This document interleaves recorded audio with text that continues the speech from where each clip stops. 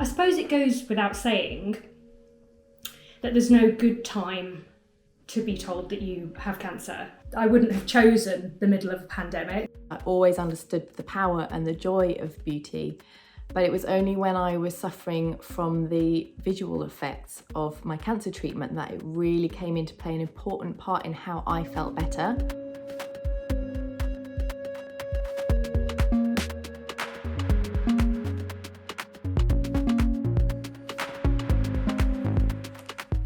I'm a freelance makeup artist based in London. I work in fashion, commercials, music videos. I'm meeting all different types of people from all walks of life, from pop stars to models. When I heard about Look Good, Feel Better, it just made me realise from what I do for a job, I could help someone and really make a difference to them.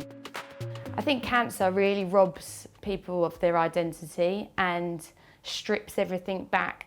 And what these workshops do is help them find that step and find themselves again. You know, it might sound a little bit superficial that it is just a little bit of lipstick or whatever, but it's that little bit of lipstick that gives that woman the confidence to feel a little bit better about herself.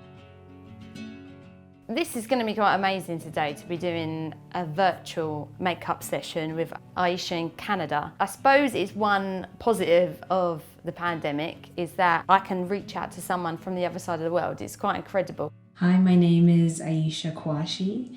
I have 2 children, and when I was first diagnosed with cancer, I thought I was going to die. I didn't know what would happen to me, and most of all, what would happen to my children. But I am here today, cancer-free. Hi Laura, how are you? Hi Aisha, how are you today?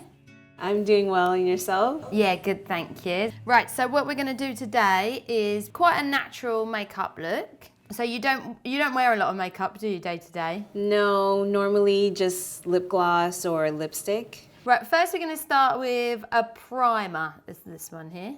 We're just going to put a pea-sized amount, take this brush, and we're just going to spread this just all over the face, yeah? Mainly across the forehead and down your nose, yeah? That's your T-zone.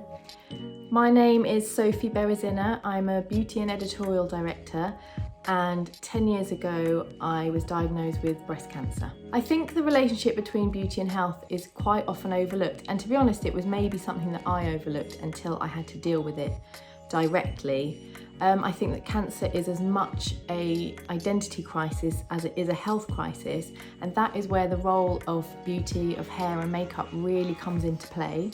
Every woman going through cancer needs that boost, and Look Good, Feel Better allows you to feel good, to say, you know what, I can beat this and I'm gonna get through this. Darkness under your eyes, it can be quite significant when you're going through treatment. So if you use a concealer, that can certainly help. I read about you losing your hair. Was that biggest impacts of all your treatment and things? I think so, because, you know, especially as a woman, you put so much emphasis on how you look and, you know, how you present yourself. Prior to the treatment, my hair was fairly long. So the day that it actually all fell out, I was in the shower and I bawled. Like, I just cried and I cried because you look so different, like a completely different person. So that was pretty tough. I'm Emma McCarthy. I'm a fashion and beauty editor. During the summer, I was diagnosed with breast cancer. So since then, I've had 15 rounds of chemotherapy, 2 more to go. I've only lost my eyebrows and my eyelashes as recently as last week, I would say, the eyelashes. And so it's a constant battle, I suppose, to adjust your self-image. 10 years ago, I launched a blog called Sophie Feels Better because I wanted to share what I was learning about the beauty industry and how beauty could help me through my treatment. For instance, mascara is always the thing that I would put on just as that one touch to make me feel done, or even a brow pencil or a brow gel. And when you lose your hair, you lose all of your hair. So those two products were straight out of the window, and I had to learn ways to kind of replicate those feature-defining effects. Our companies and partners like the beauty industry and Mary Kay, they have a great role to play in this. And not just be there for the joyful times and your great milestones, but to be there when you don't feel like yourself. So now we're going to move on to doing your eyes. Just pick two colours. Going to sweep that across the whole eyelid, yeah? When you're in treatment, did you take much time out to sort of treat yourself or look after yourself in this sort of way? The only time I did that was when I did the class for the Look Good, Feel Better. Everything is so focused on treatments and doctor's visits. Like, it's nice to have a change of environment where it's focused on making yourself feel good. I didn't know what to expect, but it was pretty cool in the sense that it wasn't just makeup based. We share stories, you know, you laugh about certain things that, you know, you may have experienced. So it's good to know that, okay, there's other women that are feeling the exact same way and that are going through the same things. This isn't my first experience with cancer.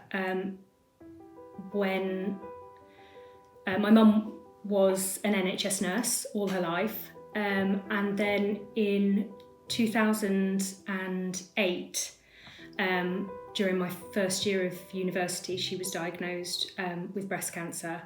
She died, unfortunately. I suppose that the main thing that I learned from her was awareness. I suppose watching someone you love go through that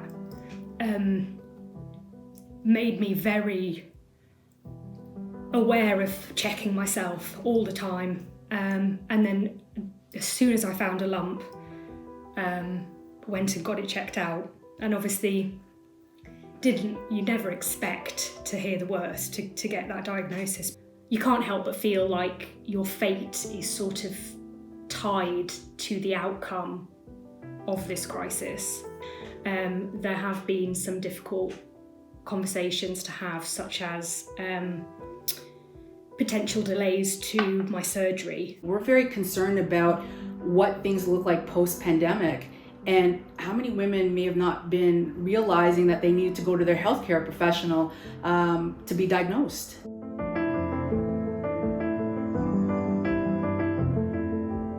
We're going to do your mascara. So this is the movement everyone thinks you do, but you actually should be doing this wiggling motion like this. This is the way you'll get longer lashes. Wiggle, wiggle, wiggle. Good tips. Oh, wow. My eyes look so different.